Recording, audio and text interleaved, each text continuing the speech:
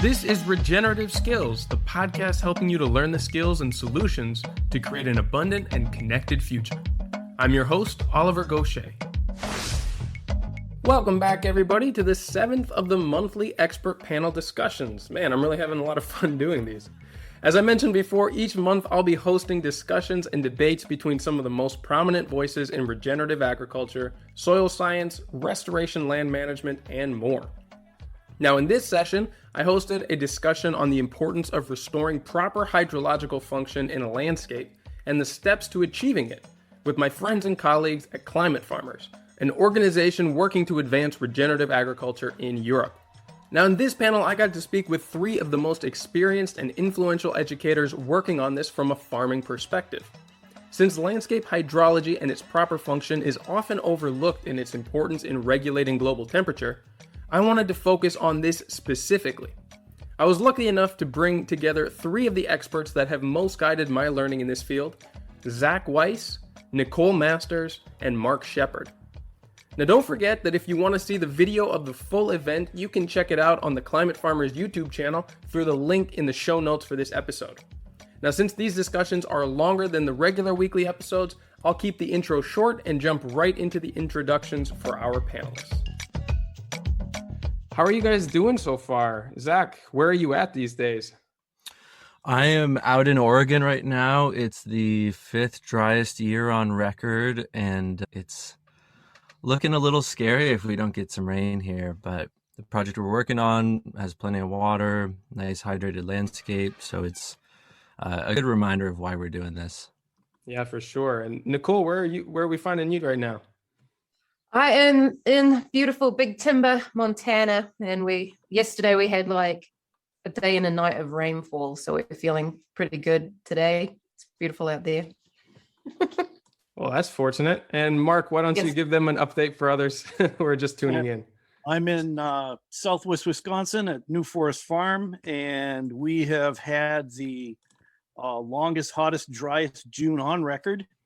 In the earlier part of the month, until like 2 days ago, actually, we had, I think it was 9 or 10 days over 90 degrees Fahrenheit. We hadn't had any rain since last fall, and everything was just starting to look crispy. Probably 25-30% of the corn crop is going to have reduced yields. It's all crispy on the edges and stuff like that. Well, then just the other night, we had a 3-inch rainfall, humongous winds, tornadoes, and all that, and flash floods for people with unmanaged water. So the row crop farmers are on a emergency must-have rain, specifically on time. But like Zach had said, with all the water we stored in the soil and what we've got stored in ponds, we'll be all right. Nice. Well, I'm glad to hear that. All right, so now that we've got most of our participants here, let's start with the introduction. So as the effects of climate change have an increasing impact, one of the most severe is the erratic and unpredictable effect on rainfall. And it's quickly becoming clear that even non-brittle landscapes are becoming susceptible to both drought and inundation as precipitation patterns become less frequent and more severe. In this expert panel today, we'll discuss the ways that farmers can help to restore the healthy hydrological cycle through land management practices, through revegetation, protection of riparian zones, improvement of soils, and a whole lot more. So joining us on this panel are 3 of the most influential voices in landscape hydrology restoration from around the world. Starting first with Nicole Masters, who is an independent agroecologist, systems thinker, storyteller, educator, and author of the book For the Love of Soil. With over 20 years of practical and theoretical experience in regenerative agriculture, she is also recognized as a knowledgeable and dynamic speaker on the topic of soil health. Next up is Zach Weiss.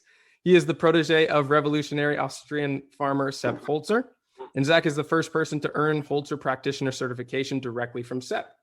Zach went on to create elemental ecosystems to provide an action-oriented process to improve clients' relationships with their landscape. Elemental Ecosystems is an ecological development, contracting, and consulting firm specializing in watershed restoration and ecosystem regeneration. And last but not least, Mark Shepard is the CEO of Forest Agriculture Enterprises, LLC, and founder of Restoration Agriculture Development, LLC, and an award-winning author of the books Restoration, Agriculture, and Water for Any Farm. He is most widely known as the founder of New Forest Farm, the 106-acre perennial agricultural savanna. And of course, these are only just very short introductions. All of our panelists are very accomplished in their own right, but we'll be getting through some of the details of their work through examples in these questions. But to start us off, I would love to open up the discussion by asking what the potential of a landscape with a restored water cycle can do. And it seems to me like there are some great examples that are very relevant right now with the extreme climatic events that are happening in the US at the moment. Maybe starting with Mark, because you're really living this at the moment, as are the other two. Tell us about how your landscape has dealt with the challenges that you're currently experiencing much differently than some of the surrounding farms. Well, some of the advantages, of course, are the fact that whenever it rains, all the ponds fill up. There's over 40 little, what I call pocket ponds on this property. There's amphibians right now that are all chirping outside, whereas around me, it's almost cooked to a desert. It's so dry. It's like amphibians for insect control and that sort of thing. All that water spreads out, discharges at specific discharge zones. On this property, I designed them out to be on the ridges, which are stonier, dry, bonier pieces of property.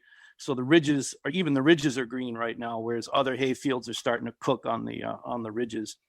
It's not a downside. It appears to be a downside if you're growing row crops, is on wet years. So 2 years ago and 3 years ago, we had twice the normal rainfall.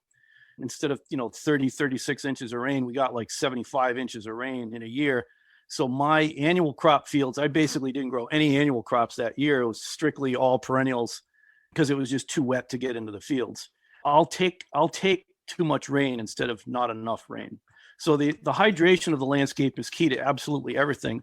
Without the water, your soil life doesn't wake up. It doesn't release the nutrients for your crops, your plants, etc. Your livestock, you have to pump water. Our water is 300 feet deep. If I want to run that pump, it's like a dim the lights of the nearest village. It's such a large pump to bring it up. I'll hand it off to whoever's next. That's part of what it is. There's only been 3 times in my life on this farm here in the past 25 years that I actually cut and sold hay. And I cut and sold hay during a drought year because I had green grass and I cut and sold hay. So in a drought year, thinking about it, if you have green grass, you cut it as hay, it doesn't get rained on. It's a drought year. What's the price of hay like when nobody else has hay? So I got to capitalize on the fact that it had a high hay price with a highest quality, never rained on hay during the drought years. So we're moderated. The extremes get moderated here because we have excellent soil health, because we have the water to wake up the soil life, deep-rooted perennials, etc. Wonderful. And Nicole, tell us about some of the conditions where you are, as well as some of what you've seen of the potential for restoring hydrological function on land to places that you visited and traveled to. It's really interesting because I don't know how many thousand miles we did, maybe 2,500 miles in the last 2 weeks, driving through Montana, Wyoming, Colorado, South Dakota, and really, seeing that picture of landscapes in total water dysfunction. And unfortunately, I can't say I saw any examples that were like shining lights of having hydrology that's really working, except for some of the properties that I'm working with here in Montana. And, it's really the difference between profitability and success and people staying on the land and people leaving. And it is, our ability to adapt to this is going to be the difference between life and death, really. And so we've seen some extraordinary examples of water cycles that do work. And, what we're currently dealing with is, you guys call landscapes like watersheds. We call them water catchments. I think maybe if we changed it to a water catchment instead of a shed, maybe we'd start behaving a little differently. But it seems like these are landscapes that are shedding, like they're actively like, no, I don't want any water, just trying to repel these every single drop. And so the game that I play with some of my ranchers is like, when someone says, how much rainfall did you get? You want to be able to say all of it. And this is what we're seeing in landscapes now is how do we restore that sponge, which is going to lengthen your growing season. It's going to reduce plant stress. It's going to increase nutrition. We're seeing big outbreaks in things like grasshoppers right now. It's all about plant stress. Yeah. So, I mean, this is the game. How do we build our soil health? Nice. And Zach, why don't you tell us about some of the challenges that you're experiencing out there in Oregon? Yeah, I mean, out here it's severe drought conditions. The fire conditions are going to be unlike, last year is going to be a warm up if things don't change. And it really takes me back to 2019 in Australia and seeing that horrific fire season. I was there right in the middle of it. And then seeing these wonderful properties that just show the potential of restoring the hydrology. You had one, Martin Royds, where the river was running dry, the town was running out of water, but his leaky weirs were still discharging water. And so he was actually able to offer up his water to the community because he was the only one that had it. You see people like Peter Marshall, who with his forestry management and hydrology management, he had the fire circle him for 2 months, coming from every different angle, and he was able to take crown fires to ground fires. And then you go to India and look at people like Regenerative, and you just see, 250,000 wells restored, 7 rivers flowing perennial, and reducing the temperature in the whole region 2 degrees Celsius. Wow, that is so cool. That is really remarkable. And it goes to show that, I mean, you don't necessarily have to do this on an entire giant landscape to start to see the benefits. Although obviously the larger that you scale it up, the more that this can transform an entire, let's say, water catchment instead of watershed. So from there, let's move to ask, what are some of the first steps in determining the necessary interventions to repair the hydrology on a landscape? And I've talked to you about this, Zach, in the past. So why don't we start with you, because you've really developed a skill set of going to a client's place or a piece of land and reading the landscape for those indicators that give you an insight into what interventions would be the first steps. Yeah, absolutely. I think it really starts with the nature of the landscape itself, doing a really honest assessment of it, understanding what its natural tendencies are. From that, you can already start to see a little bit of a timeline of how that landscape has changed by reading different ways and patterns that water is moving through the landscape. You can actually sometimes see some very clear things that were done previously, like dredging of waterways straighter, drainage systems, drain tile, all of these watershed things that are really leading to these issues. And so then looking at, it's always important to consider the goals of the people, because if you don't, you can make this beautiful paradise that just gets bulldozed because people didn't value it or understand it. And then trying to figure out, I'm oftentimes working or looking in the margins. So many farms around America and around the world have all of these margin lands that are too wet to really farm. They're too steep and gullies. And so they end up being the only forest left on the farm. But they're also oftentimes the points where you can do a little bit of work to restore hydrology in a big portion of the earth. So it's really a matter of looking at the shape of the land, the geological consistency of the land, and then an idea of how water moves through the landscape, the yearly precipitation cycles, how much catchment areas you have.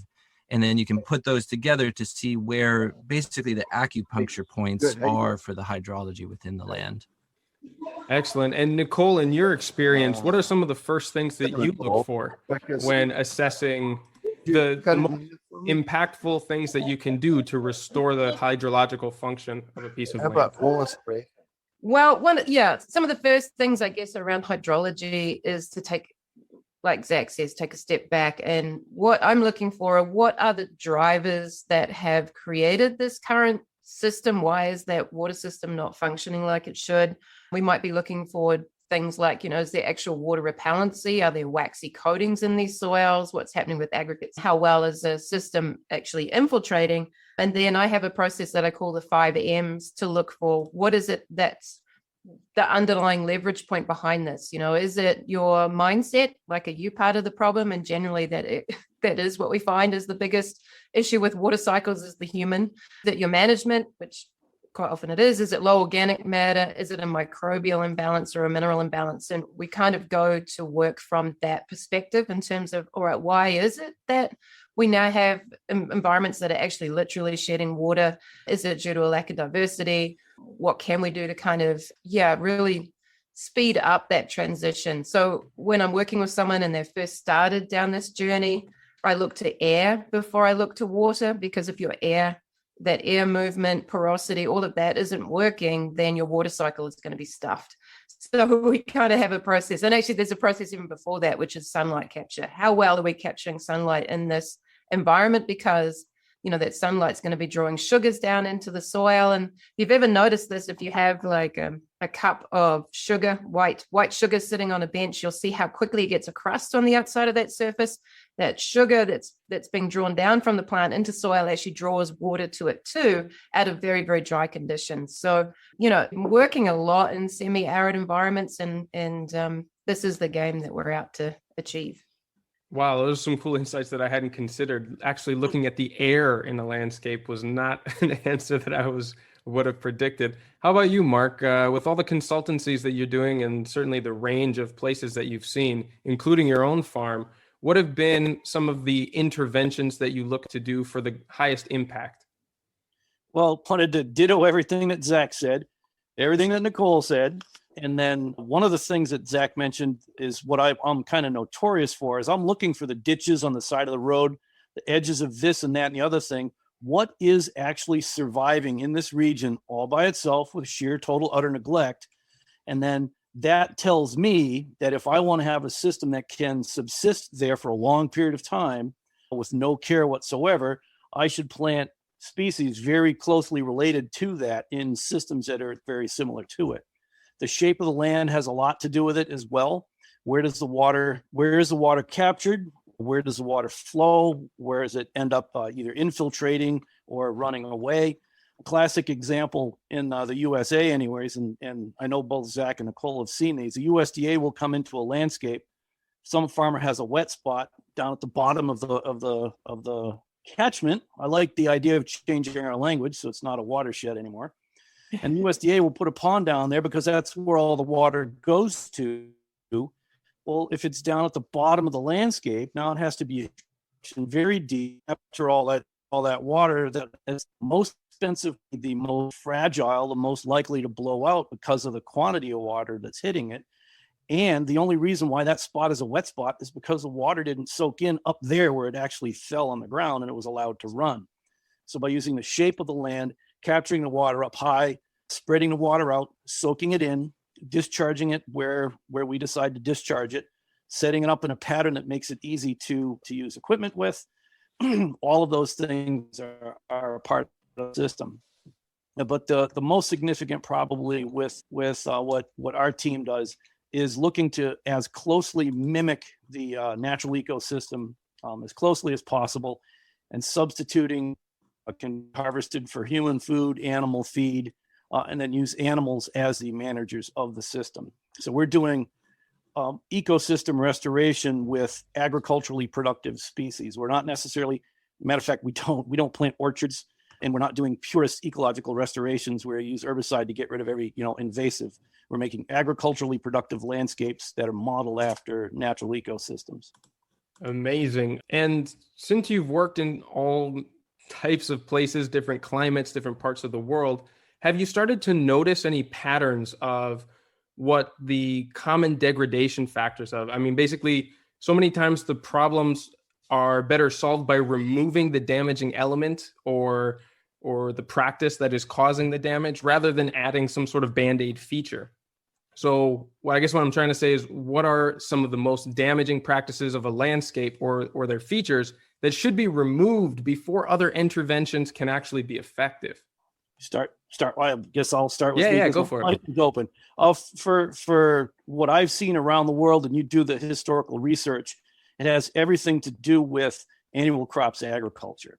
Now, I'm not saying that we get rid of annual crops agriculture altogether, but I'm saying we have to learn how to do it radically different. We have to improve the soils. We have to capture what rainfall comes in, soak it in, and minimize the annual agriculture that we do, simply because every time we're tilling the soil, we're oxidizing organic matter, off-gassing into the atmosphere, the ammonia, the nitrous oxides that are going in the atmosphere, and on and on and on. And just the wind erosion. Oh my gosh, last time I was in Oregon, they were harvesting wheat simultaneous with all these forest fires all around, and you couldn't see. You literally almost could not breathe. And it was at the same time that they were preparing the soil underneath hazelnut groves, which are orchards. They planted on level, flat ground, and they remove every speck of vegetation from the soil aggressively every single year. And there's all of our topsoils just going off into the atmosphere. And then any natural ecosystem that was around, because it was too crisp and too brittle, burnt up all around us. This kind of our entire method of doing agriculture has been a disaster for the past 10,000 years. Yeah, it's intense. Zach, what about yourself? What are some of the damaging elements and practices on landscapes that you've seen that need to be addressed before solutions can be implemented? Yeah, I would say really ditto to everything Mark just said. And for me, I would break it down into the humanity has really changed how water is moving through the air and how water is moving through the ground. We've changed how water is moving through the air by getting rid of all the forests that dominated the planet, that seeded the clouds, both with the moisture itself that's required for 50% of the precipitation we receive, but also with the hygroscopic microorganisms, which coalesce humid hazes into clouds and then rain, which is then also changing weather patterns, which is changing how much of the water from the ocean is moving through the Earth's continents. So we're really destroying the air water cycle, our vegetative man, or our vegetative destruction, you could say, which I think agriculture is the biggest thing there. Agriculture and forestry, even our forestry practices are atrocious all around the world. But then we're also changing how water is moving through the ground with all of these drainage systems, with all the city infrastructure, with all of the roads that exist, all our water shedding structures with attached drainage to carry the water even further away. And I think it's important to recognize that there was a time when this served us, when the earth was a really lush, beautiful place with water landscapes all over the place, and we were defecating in the streets. We didn't want standing water around our civilizations because of disease vectors and all these other issues.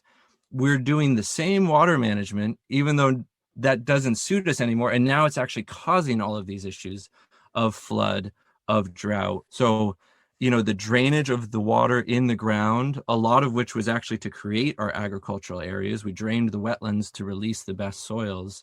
And then the drainage of the water cycle through the air, through manipulating the vegetation and changing how water moves through the continents. Mm.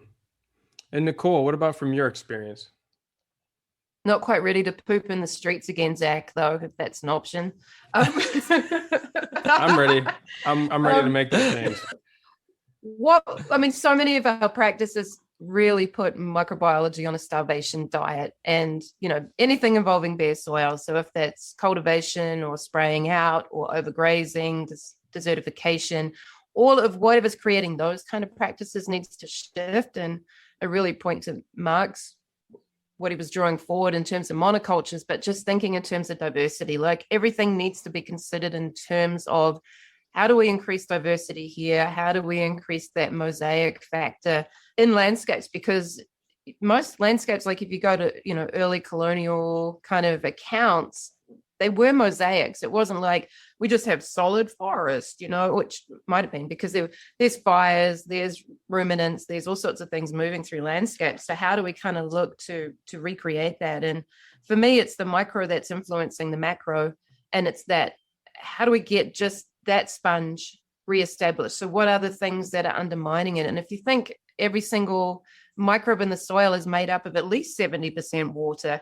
They're a huge component of just how water is moving through the soil is with microbiology, or even how fungi will bring water from much further down in the soil profile up to plants. But it won't do that if you've undermined it by having bare soil or cultivating, or pretty much everything in our toolkit of modern agriculture is what's led us to this point. And I think that's what we're seeing globally is this wake up of, this is probably one of the shortest exoduses into a type of agriculture. I mean, we're really only maybe 120 years, 140 years, and it's like, that didn't work. I mean, many of what we saw in China or Mayan civilizations, they were thousands of years with their agricultural innovations. And this one really has been a very short, sharp jerk on the reins. And Indeed. part of how we get the diversity and part of how we get all the different soil life and different depths of rooting, et cetera, and it's a tool that we rely on heavily, break up the field sizes, et cetera, is the agroforestry techniques. I see the agroforestry techniques as kind of like this bridge between the agriculture of eradication and then the agriculture of restoration. And then when we get to a silvopasture system, which is an agroforestry system with all these woody plants and animals in it, to me, that seems like that's the home run. That's the whole. Do you think, Mark, like a lot of the landscapes, like if you think of coming through Colorado, Wyoming, South Dakota, they never really had a lot of trees. So do you think, tell me about that. Well, that goes to a regionally appropriate, specifically applied set of techniques. There would be fewer trees in the more arid areas, more trees in the moister, more humid areas. There's trees in Greenland and almost at the North Pole. They may be only willows about this tall, but every single continent has woody plants on them, period. And so to imitate that distribution pattern with our agricultural crops, and if we can go to our agricultural crops being the perennials, all of a sudden we have a perennial ecosystem that's producing food, fuels, medicines, and fibers. Yeah. So maybe in Arizona, for example, the trees would be further apart. There'd obviously be different species. And I think it was in Arizona that they dug up a mesquite and they kept chasing the roots down. And at 412 feet deep, they decided it was too dangerous to keep digging. And the roots were still the thickness of a pencil. So all of this talk about like perennial grasslands are so wonderful. They hold the soil together. Dang, you can't beat a tree. But certainly that location-specific context and doing a proper inventory, not only of what grows well there, but also what grew there historically. And like you do for agricultural landscapes, finding related plants that have some sort of economic value that can take the place of less productive species, right? And you have to also project future and do some assisted migration. And, the New Forest Farm here, the southwest corner of it, has species that are more adapted to Colorado, for example, than they are in Wisconsin, because I want something that can handle cold and dry because it gets both here. And then the northeastern corner of this property, we have a lot more of the way further north plants. So we have the genetic resources on site. We're constantly breeding and selecting for the varieties that actually thrive in this system here. And if we have to go, more colder, hotter, wetter, drier, we've got the species on board and we're ready to put them in the ground. Time for big, beautiful experiments with, PhDs and stuff like that. We still need it, but dang, to wait for more research, the time is over. We know what to do. We have all of the tools at our disposal. We just got to get stuff done. I almost said the S word, stuff. I think too, to build off of what both of you guys are saying, it's the trees and the fungi are responsible for bringing so much moisture up from down deep. And I've seen a lot of landscapes that used to have trees in the past where you go 4 feet down and there's actually water in the whole landscape, but none of the plant roots can reach it because the trees used to be the ones that had the deep roots to bring it up. So, in areas like Yakima where you look and it's like, oh man, this is a desert, trees could never survive here. There actually it was a dotted landscape with trees on all of the braids of the earth, all the creeks and the streams and the rivers. They were actually actively helping move that water up into the higher horizons as well, so that the grasses and other species could utilize it. Yeah. And then if you think about the impact that we're seeing in Western Australia from the removal of trees, because that's an open savanna land that had a lot of, big old mama and papa trees, that's totally changing that water dynamic in the soil now. So we're seeing, I think, the salinity of 50 million acres in Western Australia because that whole water cycle is disrupted because the trees potentially, that they're using that water in that top zone. Without the trees, that's just being sucked up by the sun and drying conditions and evaporation. And here comes the salts. So, I think that's that whole landscape context. Have you guys seen that new research about how trees are growing faster because of the carbon dioxide levels in the atmosphere? I know I threw this to you last time, Zach, about it seemed to me like I'm going to so many places where standing forests are dying. And if that's in Australia or New Zealand or here, Are you guys seeing something similar like that happening? And I'm wondering, like, is it turning to a grassland ecosystem that can be adapted to low rainfall? Just to throw it. I see a lot of dying forests. Most of the ones that I see, I really look at as nature's actually trying to help, because it's not a forest, it's a tree farm. Yeah. So most of the dying forests that I see, I would really say are more tree farms, and are, whether being managed actively or not, they're having the structural issues of a lack of diversity. And so all of the different species of nature are saying, hey, I can help this. I'll kill a bunch of these Doug firs, and then we can start to have a more diverse forest. But we don't look at it as them helping us. No, see, that's not happening in New Zealand. These are diverse native forests that are dying.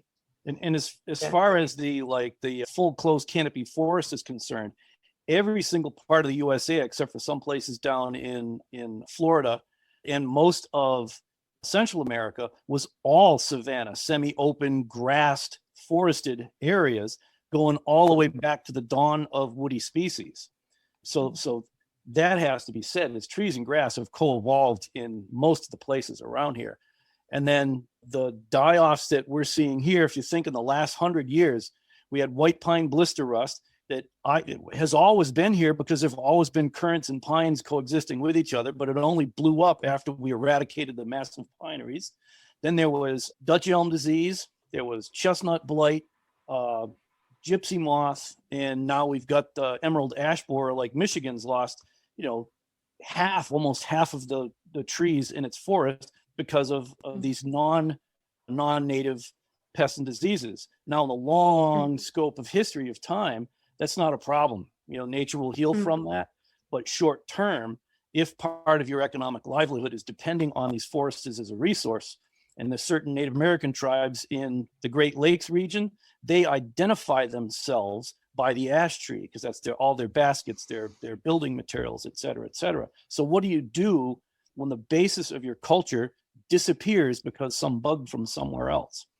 And I was looking at the comments over here. One of the folks had mentioned the megafauna, whether you were in the Great Plains where you had mammoths, the Pacific coast where you had like 3 different kinds of mammoth, couple different kinds of mastodons.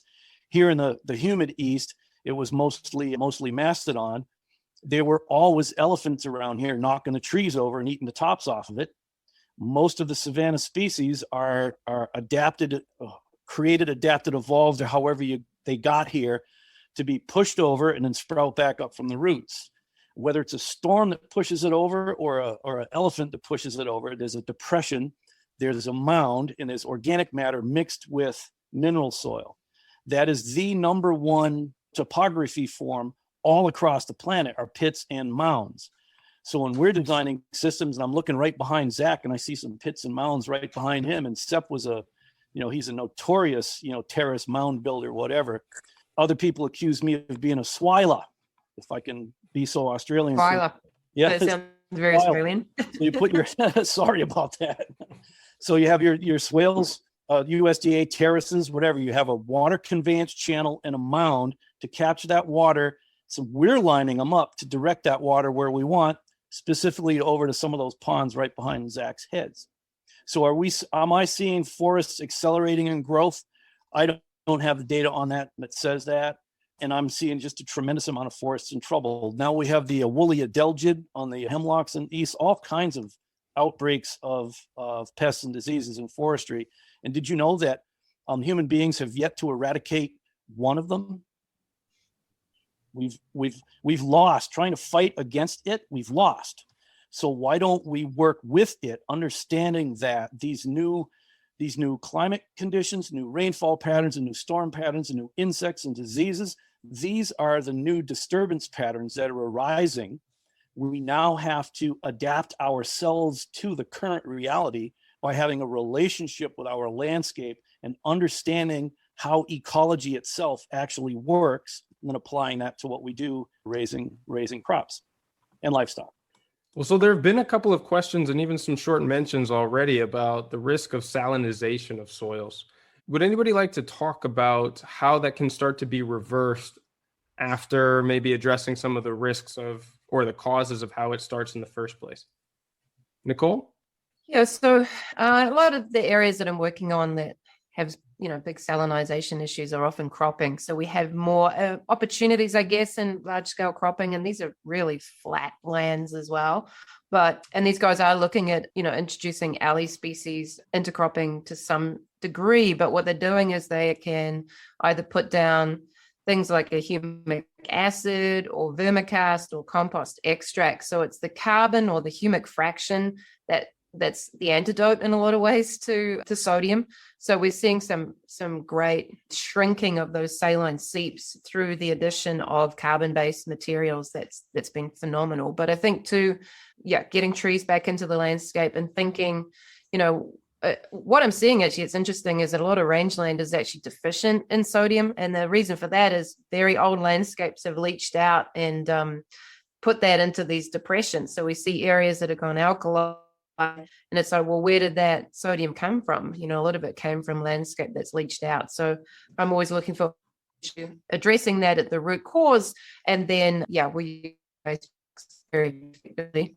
Classic cold theory. It's the soil biology. You think of every single living cell. It's just a bag of salt water. You want to get rid of that salt? Put it into bio. Amen to that, Mark. So one of the ideas or the suggestions that was in here was the idea of putting organic matter on top of the soil as a remedy for salinization. Is that something that you found works fairly well? I mean, it may be somewhat impractical on very large landscapes, but could that possibly kickstart the biology that can digest those salts? Not if you're not really addressing the underlying cause. And you think of a lot of these landscapes where they are issues. If you just throw compost on top, it just desiccates and flows away anyway. Like the microbiology aren't necessarily going to get down into the soil. So finding ways to protect that if you were putting carbon down. So direct drilling, putting it down with seeds, coating seeds. We've had really good success with bale grazing. So the effect of, just putting bales into the middle of some of these areas and allowing livestock to kind of incorporate and trample and massage that soil a bit to get organic material in there. But I think from a cost, return on investment, like how long would you pay that off? The bale grazing or even composts, you want to have really good compost. And most of the compost I see people applying is absolute garbage. So just being really careful, like if you're going to put some of that stuff on, is it beautiful, microbially diverse and alive, and finding ways to ensure that it's not going to die when you put it out. I'll address that also as well, is that I'm totally into minimizing inputs. And what I'm going to do is I'm going to use 3 people that aren't here as an example. If we go to Gary Zimmer, he's talking about mineral balance, mineral balance, mineral balance, mineral balance. You can go ahead and get your cations perfectly balanced. And if you don't have enough water to light up the microbial life, it's not going to light up. And you might have the wrong microbial life there when it does get rain and it goes in a direction that you don't want. So then there's folks like Elaine Ingham. It's all about the bugs, the bugs, the bugs. It's the soil life, soil life. Just put this tea on. But if you put them there, they don't have anything to eat. They're going to die, just like Nicole just said. Well, then there's the gay brownies. Well, it's all about the cover crop smorgasbord. You put a zillion different cover crops down, but if you don't have the soil life there, and if you don't have the right mineral balance there, and if you don't have the water there in the first place, my personal opinion is that the water precedes everything. If we don't have water, we can't grow plants. If we don't have plants, we can't feed animals. We have to manage that water, rehydrate the landscape. Then we can adjust our mineral balance, our soil life, and our cropping mix. And then I'll add this 4th guy who happens to be here is me. If we're mimicking the natural plant community types of that region and that area, selecting the food producing species from it, will have the best chance of success when we do all of those things. There's not one true answer here. It's all about the big system, the big ecological system of this planet.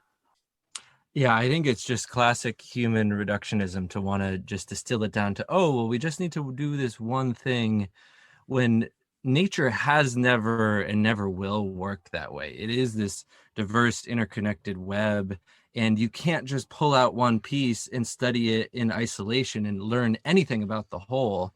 So yeah, I just echo that. Really, anything to do with ecology, the interconnectedness is the resilience of that ecosystem. And so you can't just pull out single elements. You really have to look at it as a whole. Mm-hmm. Yeah. which is why context is where it all comes down to. And I kind of run from the room screaming if anyone's got a single answer to anything. And it is really interesting because you see these beautiful examples that do work really well in that context. And you've mentioned some of them, Mark, and then people try and take that exact program and transplant it and put it on their place at huge expense and often a whole lot of disasters. So yeah, for me, it starts with like compaction is the first place before water for me. So it's like trying to figure out what is it with compaction. And I know you guys like your iron or machinery to kind of address some of that, but it's like, well, what's the underlying cause of that? Was that something I have done with my management? And if I, open that soil up, then what is going to be able to get in there? Or was it something else that's going to contribute to that water cycle? So yeah, I always get really curious about that whole ecosystem function. And most of the compaction issues that I encounter are caused by previous farming practices. And that's where, you can do it purely biologically through time, but you can get it faster, a lot better results if you use steel, appropriately applied steel. Notice appropriately applied. It's got to be context specific. Yeah.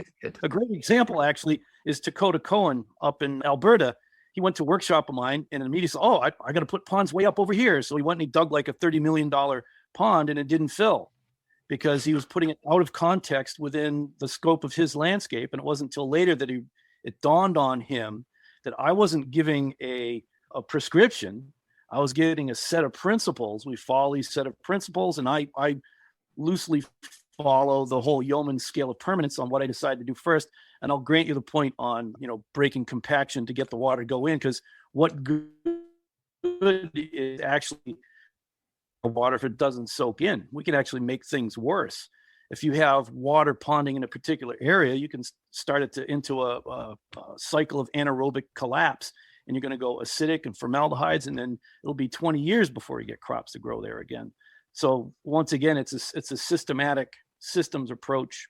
So if there's one true answer, Nicole, and please don't run out of the room, it's everything. The only thing that's going to make me run out of the room is you calling me an Australian again. New Zealand, very different. Australians were prisoners. That's right. You guys were free. That's right. We were free. Yeah, we didn't steal bread buns from anybody. Well, so look, it sounds like we're talking a lot or continuing to refer to the scale of permanence. And I know that is a framework that a lot of people continue to use and that Mark has expanded upon on his book, Water for Any Farm. Let's just address some of those, because starting with that landform, really the first element that we can start to affect on a piece of land, busting up compaction, putting in keyline earthworks or ponds or catchment systems, is that really where you would always start? Or are there simpler interventions, especially for people with lower budgets or perhaps who don't have access to professionals who can perform some of those services for them, that can make a difference without having to affect the landform itself? I think I'd love to jump in there. I think one big piece, and Nicole mentioned this as well, that I think Darren Doherty brought to the keyline scale of permanence is the climate of the mind. Because I think that mindset and management, you got to look at those two things first, because you can move all the earth in the world, and if you don't have the mindset in line with the landscape, you don't have a management in line with the landscape, it's not going to go well, and you're going to cause more harm than good. So I would say, even taking it back to just that, what am I doing on this landscape? What are my goals, and what are my actions on the landscape, and what are the responses that the landscape gives me as a result of those?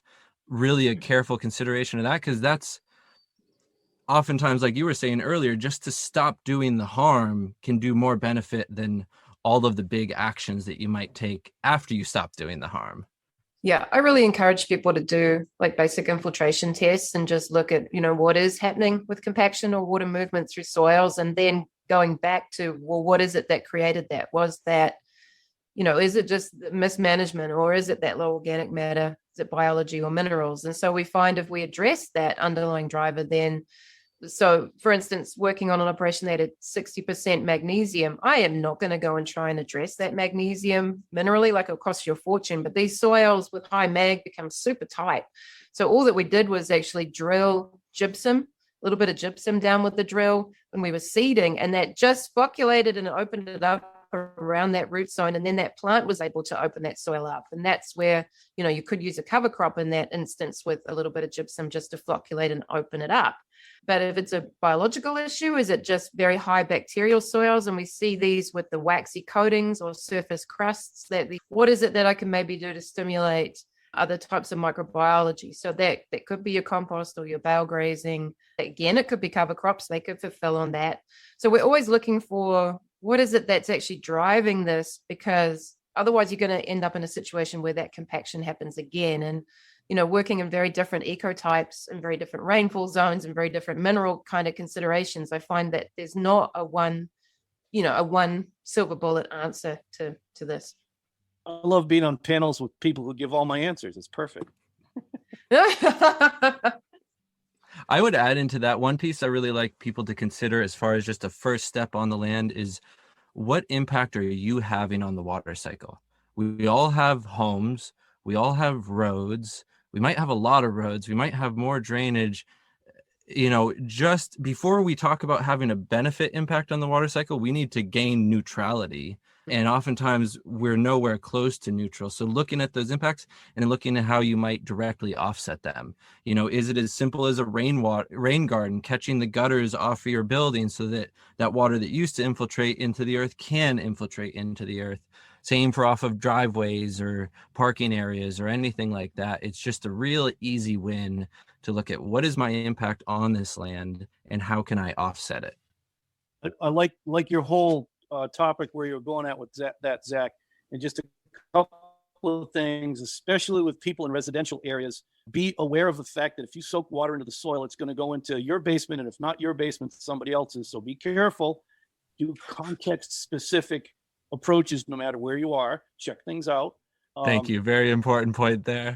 And then, and then one of the things that you know, as a restoration ecologist, is we're looking at a target ecosystem or target plant community type. So by looking at the ditches and the edges on the side of the road, we find out where this place wants to go all by itself.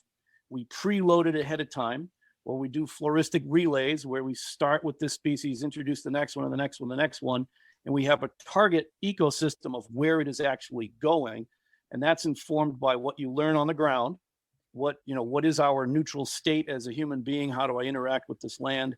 And then design the whole land use pattern to enhance that process.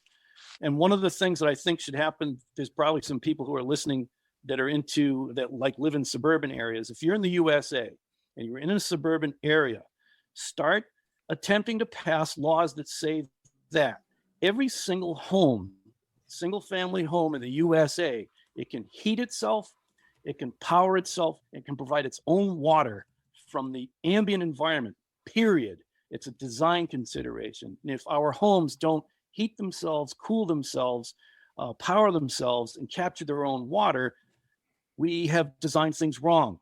And until we've done that, that's the work that has to happen. And if you're going to buy a home or build a new home, if you do it any other way besides heating itself, powering itself, cooling itself, providing its own water, you've screwed up. Stop. I imagine you guys have read Michael Mobb's book, The Sustainable House, which I think was written in 1999. And he's transformed his community in Sydney through that very thing. Like, how do you totally close the loops externally or internally, which is so phenomenal. And I think it would revolutionize cities right now. But I think there's almost an agenda to stop this. They looked at this in Auckland City of what would be the cost to actually put in these huge pipelines from a river that was pretty far away to pump that into Auckland City. And it would have been much cheaper to put a water catchment system on every single house and not be compromising that river. But they went to the river. They're not going to be like empowering people. You can't be off the grid now, Mark. Like, how can we control you now? So many good points here. I would love to go in deep. This is my old specialty, is designing natural homes with like full functionality and how they integrate in with their local ecosystems. But since we're getting closer to the listener questions, there's one more I'd like to ask before we start to hand it over, and is actually voiced very well by Tony here. But the idea is, what are some of the common misconceptions and misunderstandings that you find that a lot of people have that are somewhat common either in cultures around the world or just general understandings of agroecology that you'd like to try and dispel here or sort of correct the record on in order to give a better understanding or I guess get over some of these things that hold a lot of people back with their management of water? I just have to jump in quick, and it's the most frustrating to me is that most people don't believe this. They don't believe it. And then they want you to pencil it out so it pays itself back with 55% return on investment in 2 years. Sorry, we're talking about, keeping our own personal financial ship afloat, staying alive, food, fuels, medicines, and fiber, ecological system health so we can have a healthy planet to live on. F the cost. I'm not saying go broke doing it. We can do it in ways that don't cost a ton of money, but you've got to do it. Yeah, you think it costs a lot now? Try not having water in a couple of years and how much it costs to import it. And we're already seeing that now. And I was doing a workshop in Western Australia, and Alana McTiernan actually came and opened the workshop. She was the Minister for Agriculture in Western Australia. And her message was, if we're not adapting these practices and regenerating landscapes, then there will be no agriculture in Australia in the next 10 years. Like, she was really like, rah! And it's like, I go into workshops for large scale conventional cropping guys, and the depression and it's almost like that mindset and the ability to even think outside the box is so degraded because of mental and physical well-being that I really see the landscape reflecting what's happening with people. So it's like, start with yourself, start eating well, start looking after your body, and then what becomes possible. Because I see people that are no longer able to take any different actions. They're just going to do what the spray supply guy does, and they're not going to buck the system because it takes a lot of energy. And probably the other thing I hear is like, it's not possible here. It's all very well that Mark can do it in his landscape. It's so easy, or it's easy in Western Australia. Or, I hear it from Australians, New Zealanders can do it, but I hear in New Zealand, oh no, it only happens in Australia or America. And it's like, we will ignore what's happening right in front of us instead of going, actually, I wonder what is possible here. Like, where's the curiosity in agriculture? And that's what I'd really like to see lit up again. It is like that mind fire. Let's get excited. Yeah, I would totally agree with that. And building upon that, I'd say too, I have 3 misconceptions that really bother me. One being people thinking, oh, that doesn't affect me here. Until the fire is at their doorstep, they are not thinking about water. So that's a really big one. Another one that just really bothers me is people do not connect pumping out of the aquifers with a degradation of the hydrology. It's like, oh, that water's free. It's just in the ground for me to pump out as quick and fast as I possibly can to use however I want. And whatever that flow rate on your well, which is the max that well can support, that's what I should be pumping all the time. So that's one that really bothers me. And then a third one is that the ecosystems don't have an impact on climate, which we know very much so they do. You change the ecosystem of a place, you change the precipitation of a place, you change the drought and fire and flood regime of a place. And these are really all direct consequences of our actions. We just don't understand that puzzle yet. There you have it, everyone. Now, as great as it is to include multiple experienced perspectives on the topics that we covered in this panel, it's impossible to include the full range of opinions and viewpoints out there. And that's why I'm inviting you to join the growing community building regenerative skills to use in their daily lives. It'll always be free to join. All you have to do is follow the links to our Discord on the homepage of the Regenerative Skills website.